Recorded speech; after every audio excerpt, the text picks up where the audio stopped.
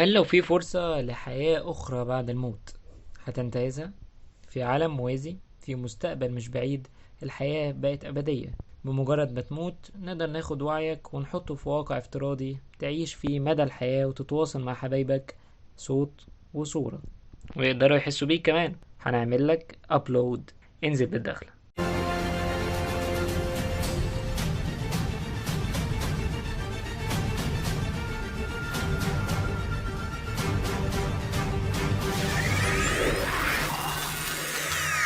السلام عليكم، اهلا المجلس واهلا بيكم في حلقه جديده من ريفيو كاونتس. متنساش لو عجبك الفيديو تعمل سبسكرايب للقناه وتفعل الجرس وتشترك في صفحتنا على الفيسبوك في الديسكريبشن عشان تشوف اجدد الاخبار والترشيحات للافلام والكتب والمسلسلات.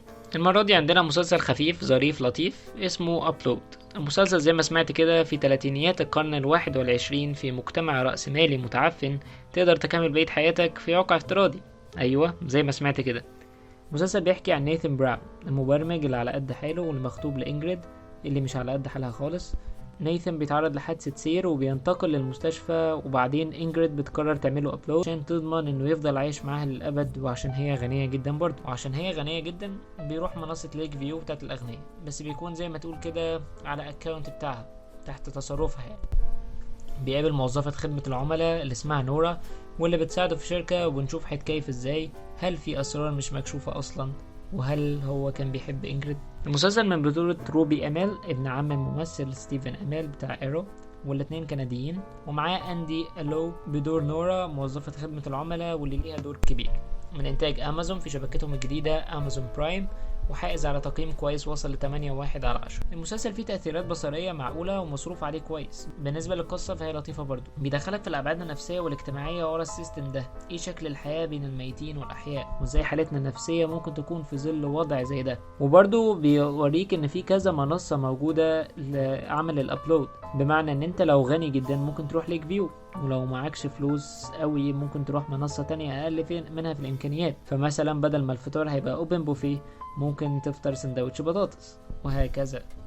وهنا بيوريك جشع المجتمع الرأسمالي مهما تطورت التقنيات.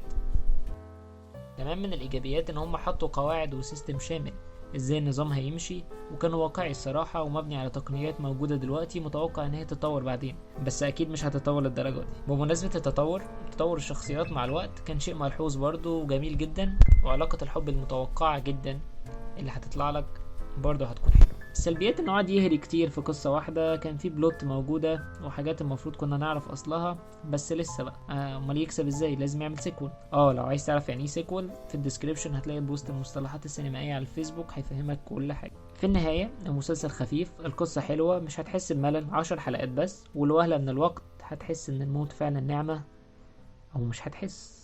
تقييم المجلس 7.8/10. نتمنى يكون الفيديو عجبكم، وقولونا اراءكم في الكومنتات، واستنونا في حلقة جديدة من ريفيو كاونتس.